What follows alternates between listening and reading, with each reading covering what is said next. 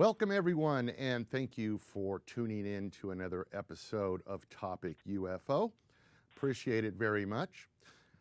Tonight, we're going to be talking a little bit more about a subject that just amazed me how much activity the episode got, and that is the episode on Nibiru, or Nibiru. It literally received 10 times the amount of views than any of the other Topic UFO episodes. And I think it just goes to show you that there's a lot of people out there that are interested in the subject. Doesn't say whether they believe in it or not, but they obviously are interested. So tonight we have Mr. Robert DeBovis, who is going to be joining us. He contacted me after watching the original episode and had a lot of things to say, and I wanted to give him a chance to talk to you about it as well. So without further ado, Mr. DeBovis, are you there, sir? Hello, Rick. How are you? I'm doing great. Thanks so much for taking time out of your day to talk to us. Well, thank you very much for giving me the time to talk. I'll get right into it. First of all, I never ask anyone to believe me. I always ask them to look into things I say, do further research. Seeing is believing. It's called the McGurk effect. Always take everything what I say with a grain of salt, but remember that grain of salt can also have an ounce of truth. Down here, I'm a no one. Up there, I'm a someone. My title would be here is a Royal Indigo Starseed Light Warrior. I'll describe that a little bit. Indigo is someone that's always had the perception of seeing, and their third eye, pineal gland, is activated. I've always had the sense of knowing, astral projecting before even looking at something, just clarifications on everything. The royal part of me is the Nibiruan, the Anunnaki side. I'm actually, yes, one of them from up there that's down here now, just like everybody else.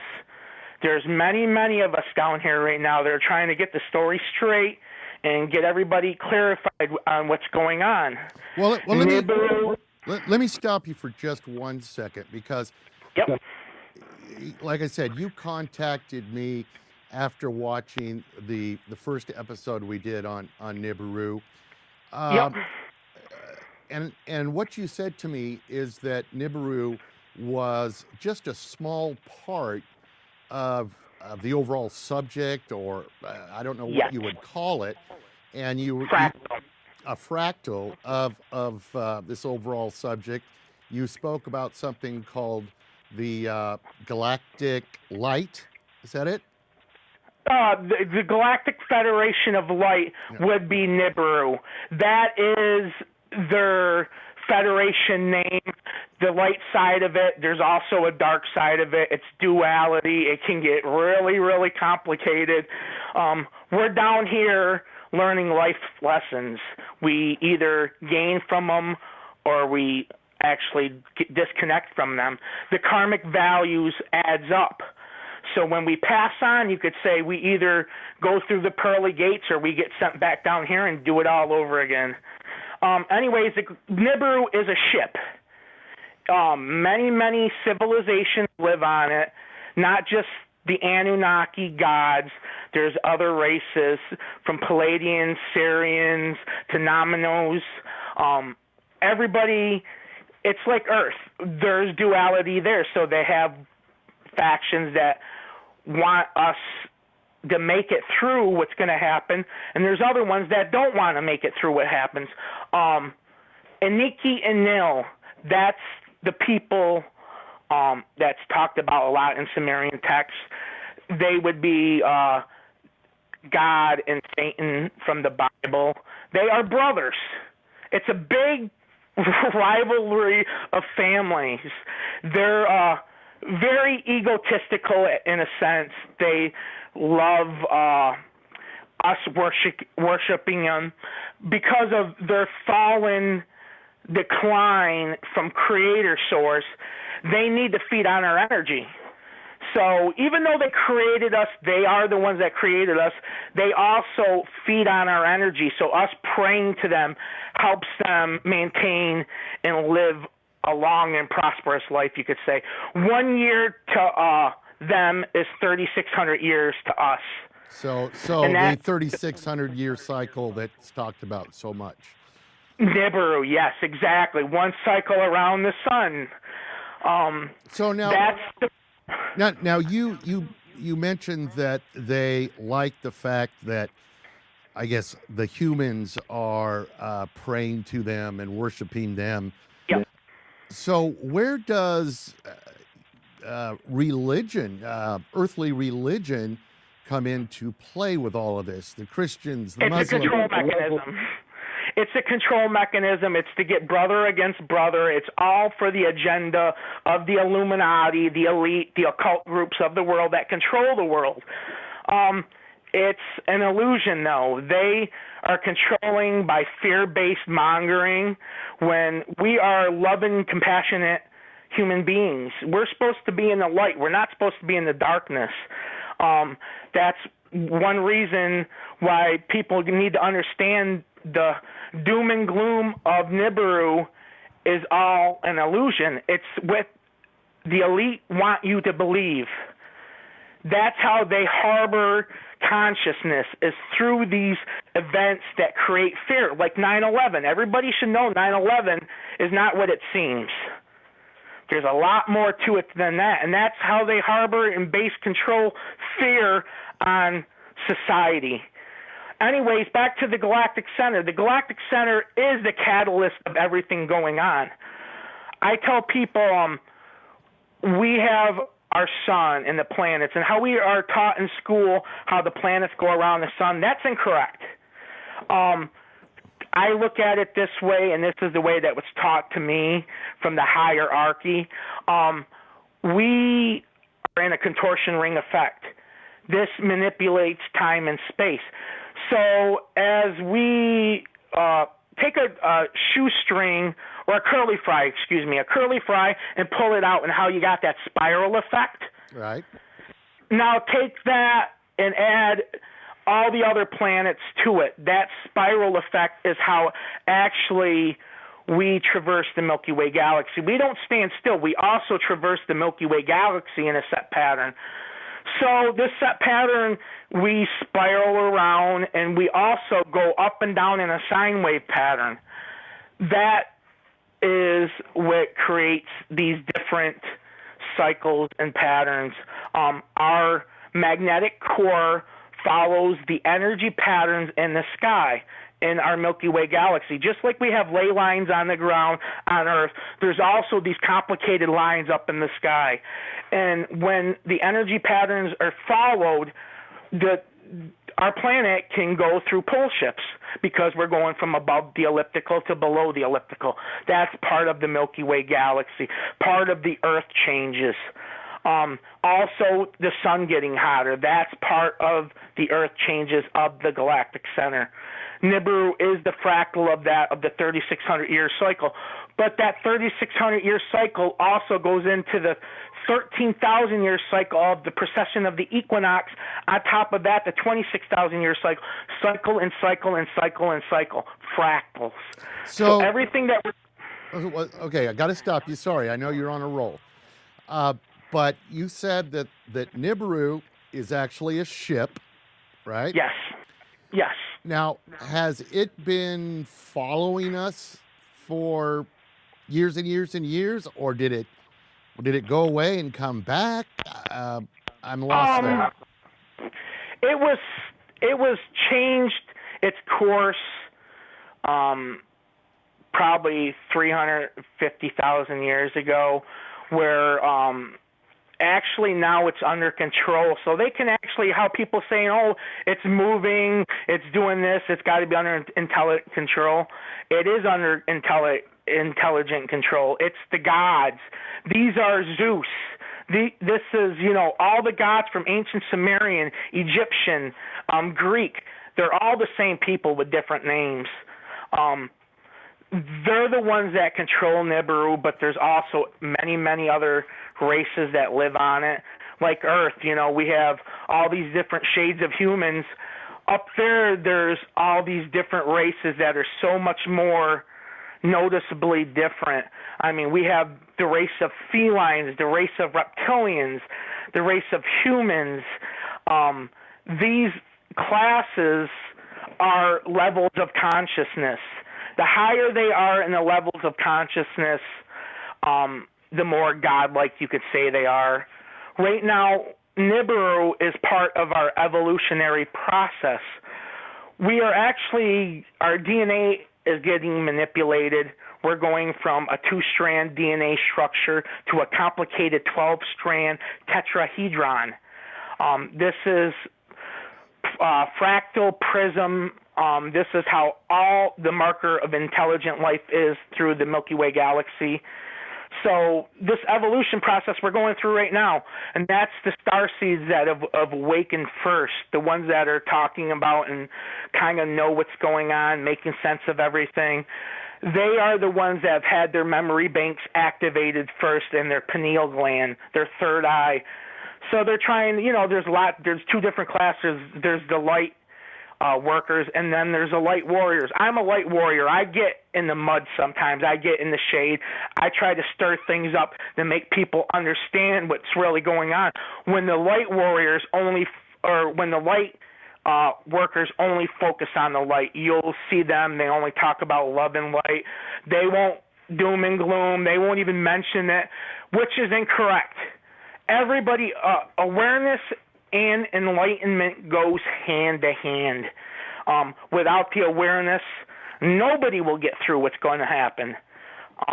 But since the perception of many starseeds are already activated, lots of people are talking. They understand, Nibiru, it's in our solar system. Agenda 21, you've probably heard of it. The one world currency. These are things that the starseeds are bringing forward because the gods, there's a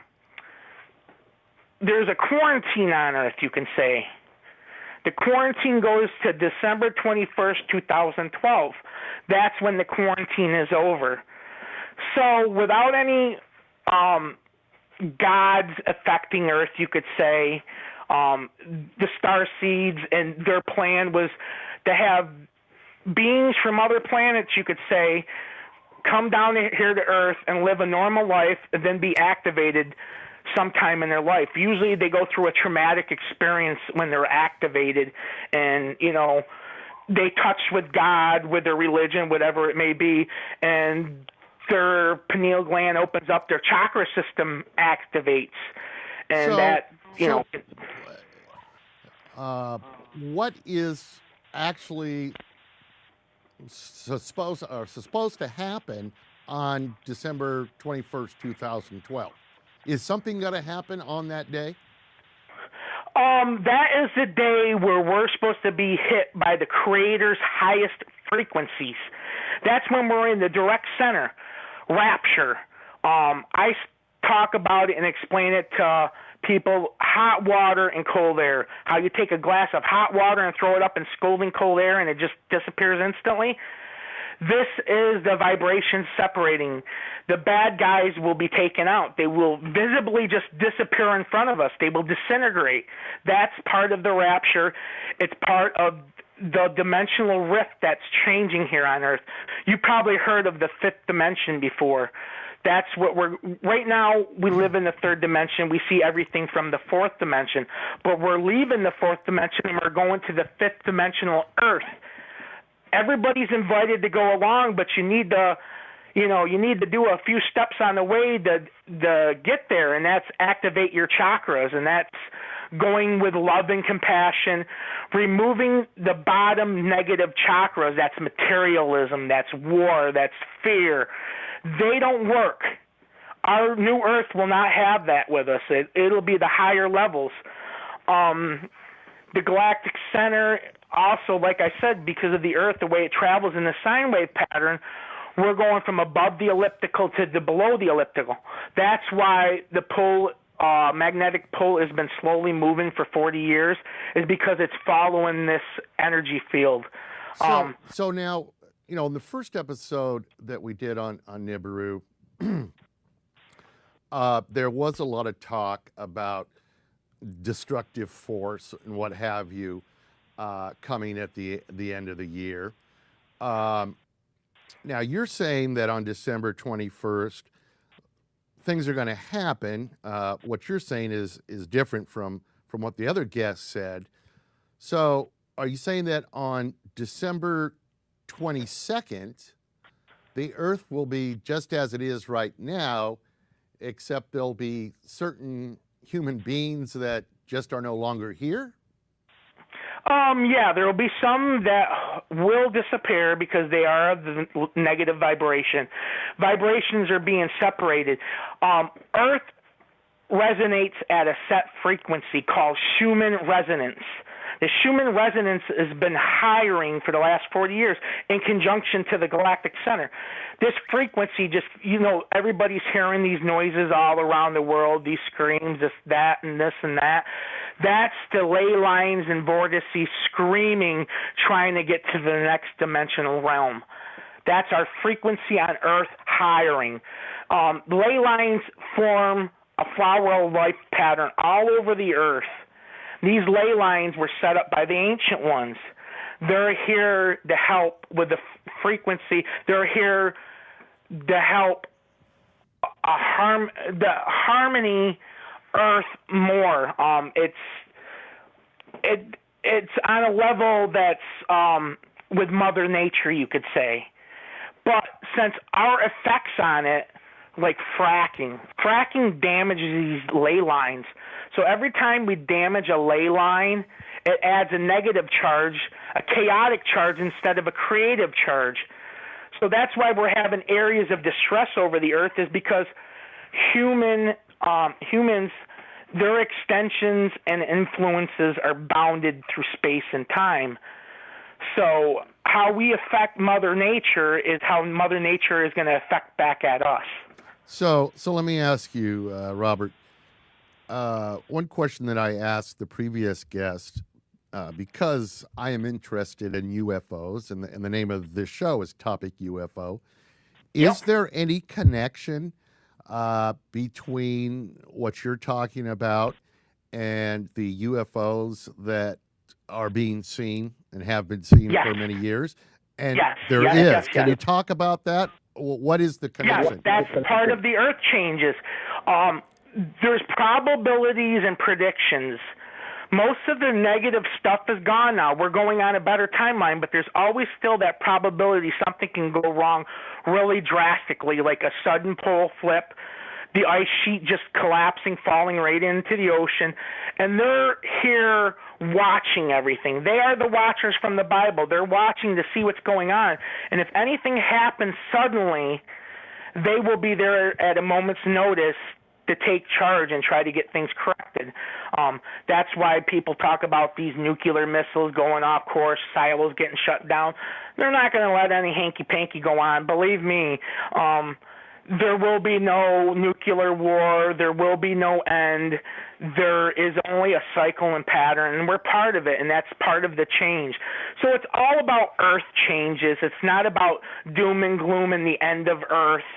Nibiru is actually, like I said, going to activate people's DNA, and we're going to change. Everybody on the planet's going to change and wake up one day and just realize, hey, we're all in this illusion, and it's time to get out of it. And that's like how David Icke talks about it. All these other ones, Jalala Starr, Greg Giles, everybody from the Galactic Federation are on the same chapter. We all want a more positive outlook. But remember, the controlling factions of the world, the occult groups, the elite, the Illuminati, don't want that good outcome. They want the bad outcome.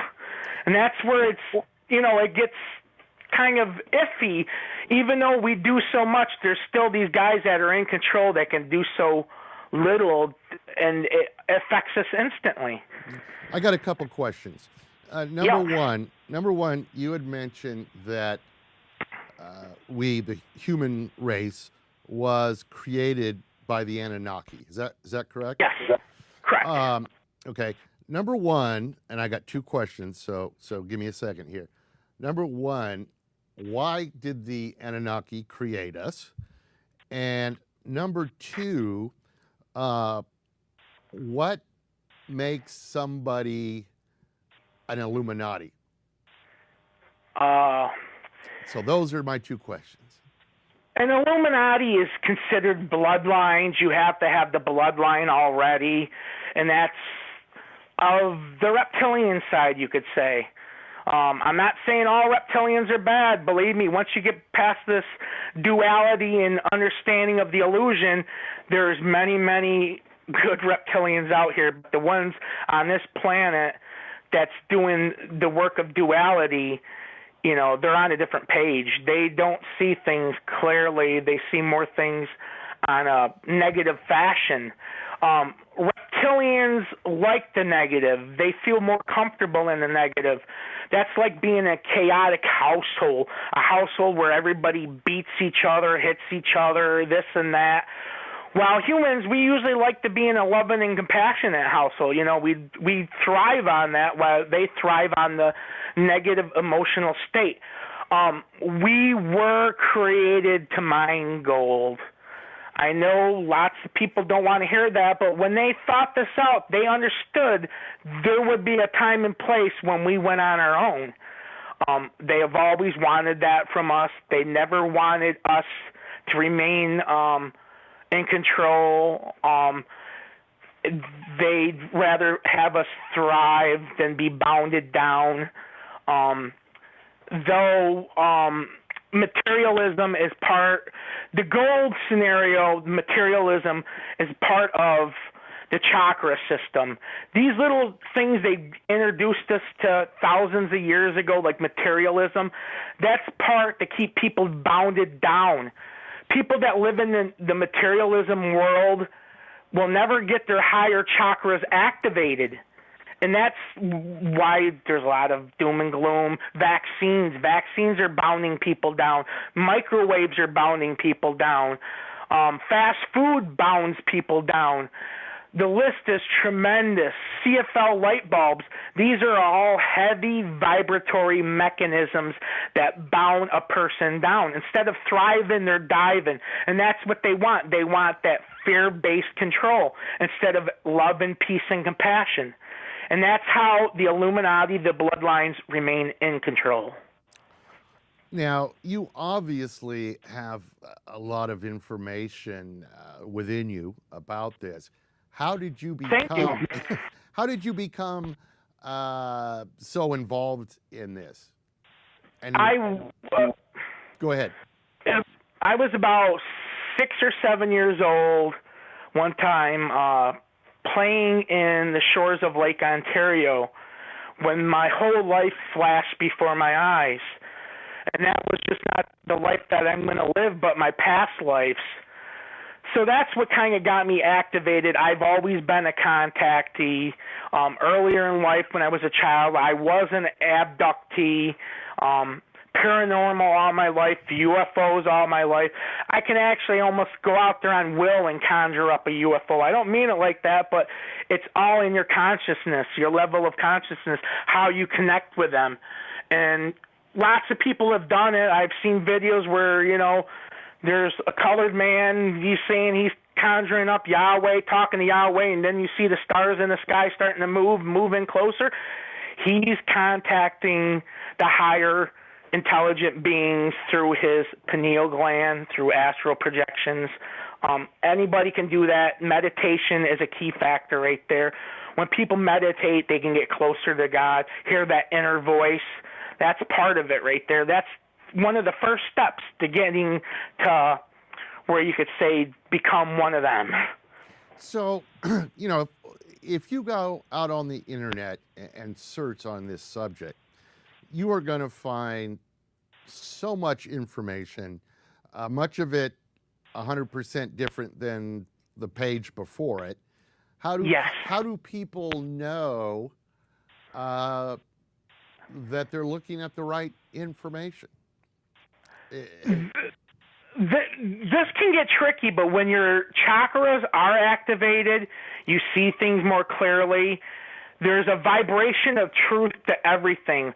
People get that vibe. They feel the vibe. It's working all the time, even when, younger in life, when I didn't know what it meant, that I felt the vibe where, somebody's mad at you even before they speak. That's that vibe.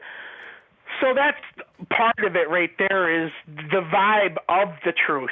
But there's also, like I said, much of my information comes through being a contactee. A lot of it is not, I come out and talk about it on the internet. I usually, I have no money. I don't make any money from this. I live a very basic life. I love my life like that. I will not make any money from this. This is not what it's about. But, people do judge you. They do laugh at you when you're talking about this. Even though lots of people will listen to you, lots of people still won't listen to you. So I usually put my information out there on the internet, and over a few months it gets out there to everybody. I mean, once it's introduced out there and people could see it for themselves, they take that, they decipher it, and look into it themselves further. Like I said, seeing is believing. And once they have their chakras activated, which everybody's waking up, you hear the word wake up, people are waking up. That's their consciousness level waking up. That's their chakras activating. That's their pineal gland, their crown chakra taking in the energies of Creator, where they're able to understand what is right and what is wrong, what's good and what's bad. It's clear everybody's seeing the manipulation every day. I mean, I talked about this a couple years ago, how there would be protests everywhere in America from the currency and what was going to happen. Everybody's, my nickname is Prophecy. Everybody calls me Prophecy because, some of the outrageous claims I've made, but they've all come to be since then. But yet still, I'll have the people that'll fight tooth and nail with me. They'd rather not even listen to it. They'd rather shoot the messenger instead of listening to the message. And that's all I ask anyone to do, is listen to the message. And if you're there, and you don't believe in this stuff, you shouldn't even focus your energy on it. I see all these groups where people call them trolls, they're this and that, they're there, debunkers. Why are they spending so much time and energy on that subject if they don't believe it? I don't believe in the Easter Bunny, but you don't see me in a forum about Nibiru or, the Easter Bunny here, there, and wherever. These people are focusing so much energy on it because their subconscious is telling them there's more to this than what they can believe, and they need to find a way to discredit it no matter what. And that's the only way they know how, is by fighting it tooth and nail. Well, let me ask you, do you have some sort of website that people can go to? How are you getting your message out on the internet? I have a few groups. I have one that's Nibiru Awareness on Facebook. It actually was started by a friend. I kind of took control once we started talking, and I don't mean it like that, but clearly there had to be somebody to run the group that knew what they, could keep it under control, because that's a lot what happens with these groups is they get the people in there that don't believe in it, and, they kind of ruin the atmosphere for everybody. Mm-hmm. If you don't believe in something, you don't need to step on somebody else's parade. Everybody's reality is within their own. That's what will happen in the Galactic Center. Everybody's perception is within their own. So there is no right and there is no wrong. Well, listen, Robert, we're getting down here on time, but I do have a couple last questions I wanted to ask you. Sure. Some people are looking at this upcoming event, December 2012, by preparing for it, by stockpiling food, stockpiling fresh water. Is that something you feel people should do, or is it a waste? No.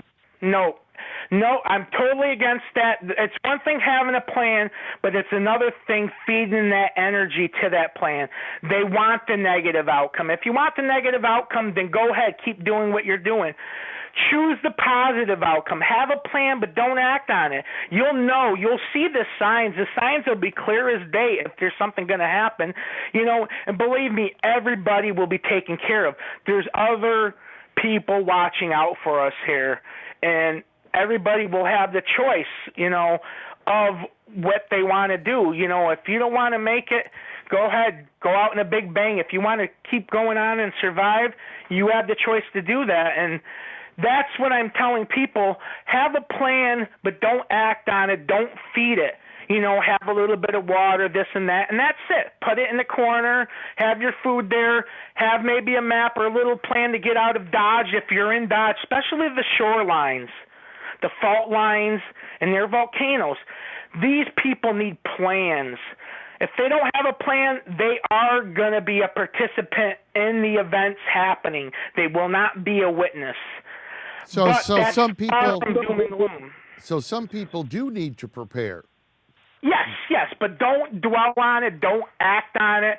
You're just feeding the quantum negative energy. And that's what we don't want. We want the positive energy. So instead of doom and gloom, think happy thoughts, but still have your little plan in the corner of your mind. You know what I mean? I hear you. Okay. Well, listen, last question before we have to go. If you had to give people one bit of advice in regards to this Nibiru and Galactic Center and all this, what would that one thing be? Love and light. Love and light. That's all they need in their life. That's all they need to think of. There's so much more to Nibiru than people understand. Are we going to repel it or are we going to attract it? It's like magnets. Earth is one magnet. Nibiru is another magnet. Our consciousness level depends on that as a whole, as a society. So if we have love and light, we don't have nothing to worry about. If we got fear, doom, and gloom, we have something to worry about. I got you. Well, listen, Yep. Robert, thank you so much for taking the time to speak with us today. You're obviously very knowledgeable in this subject, and I'm sure that the people out there have enjoyed listening to you, as did I. I am very ignorant. I'm very blog. What's that? They can find my blog at starseedbobs.blogspot.com, or they can just type in Prophecy Bob on any search engine and they'll find me. And I go over the mechanics of everything in great detail, what's going to happen, how it's going to happen. I go over the heavy vibratory mechanisms, the things that people need to worry about and is there, but don't focus on it. Learn it, take in the awareness, and turn the next page. Let everybody know what's going on. That's how we make the change, is by everybody getting on the same page and wavelength. Gotcha. Prophecy Bob, and I'll get that link up on the video as well. So Bob, Okay. Listen, thanks so much again, and we'll be staying in touch. And again, thanks for your time. Thank you, Rick. Okay, have a good evening. Bye. Bye-bye.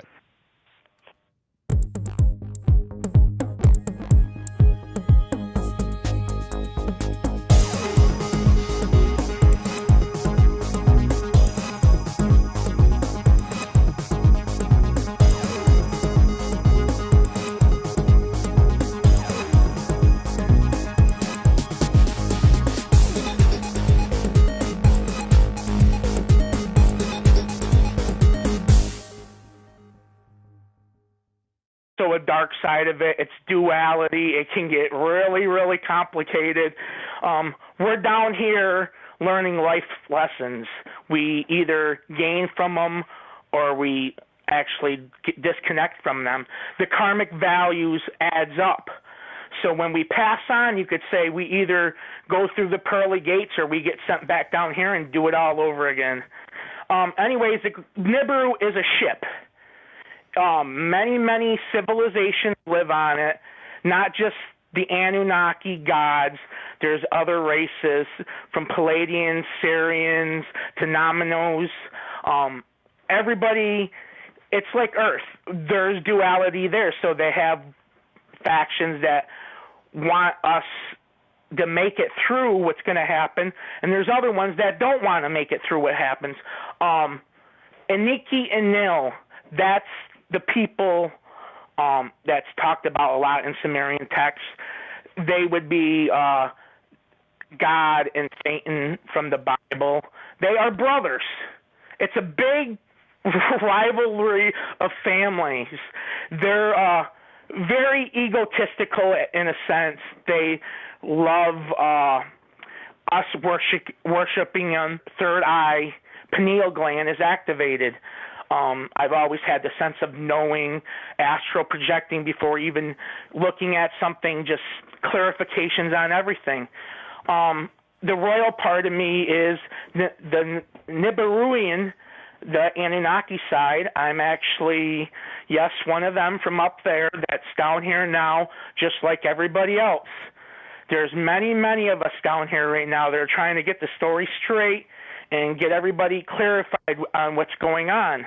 Well, let me stop you for just 1 second, because, yep, like I said, you contacted me after watching the first episode we did on Nibiru. Yep.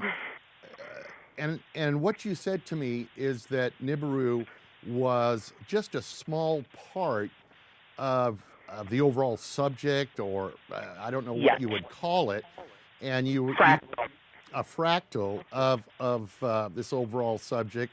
You spoke about something called the Galactic Light. Is that it? The Galactic Federation of Light would be Nibiru. That is their federation name. The light side of it. There's also Mr. Robert DeBovis, who is going to be joining us. He contacted me after watching the original episode, and had a lot of things to say, and I wanted to give him a chance to talk to you about it as well. So without further ado, Mr. DeBovis, are you there, sir? Hello, Rick. How are you? I'm doing great. Thanks so much for taking time out of your day to talk to us. Well, thank you very much for giving me the time to talk. I'll get right into it. First of all, I never ask anyone to believe me. I always ask them to look into things I say, do further research. Seeing is believing. It's called the McGurk effect. Always take everything what I say with a grain of salt, but remember that grain of salt can also have an ounce of truth. Down here, I'm a no one. Up there, I'm a someone. My title would be here is a Royal Indigo Starseed Light Warrior. I'll describe that a little bit. Indigo is someone that's always had the perception of seeing in their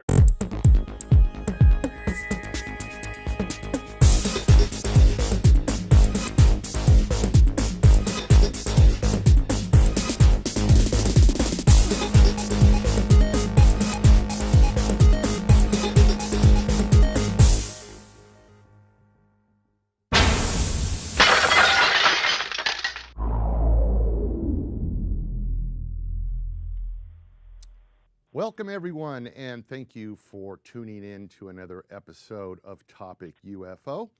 Appreciate it very much. Tonight, we're going to be talking a little bit more about a subject that just amazed me how much activity the episode got, and that is the episode on Nibiru, or Nibiru. It literally received 10 times the amount of views than any of the other Topic UFO episodes. And I think it just goes to show you that there's a lot of people out there that are interested in the subject. It doesn't say whether they believe in it or not, but they simply, or they obviously are interested. So tonight we have... Because of their fallen decline from creator source, they need to feed on our energy. So even though they created us, they are the ones that created us, they also feed on our energy. So us praying to them helps them maintain and live a long and prosperous life, you could say. 1 year to them is 3,600 years to us. So the 3,600-year cycle that's talked about so much. Nibiru, yes, exactly. One cycle around the sun. So now, now you mentioned that they like the fact that, I guess, the humans are praying to them and worshiping them. Yep. So where does religion, earthly religion, come into play with all of this? The Christians, the Muslims. It's a control mechanism. It's a control mechanism. It's to get brother against brother. It's all for the agenda of the Illuminati, the elite, the occult groups of the world that control the world. It's an illusion, though. They are controlling by fear-based mongering when we are loving, compassionate human beings. We're supposed to be in the light.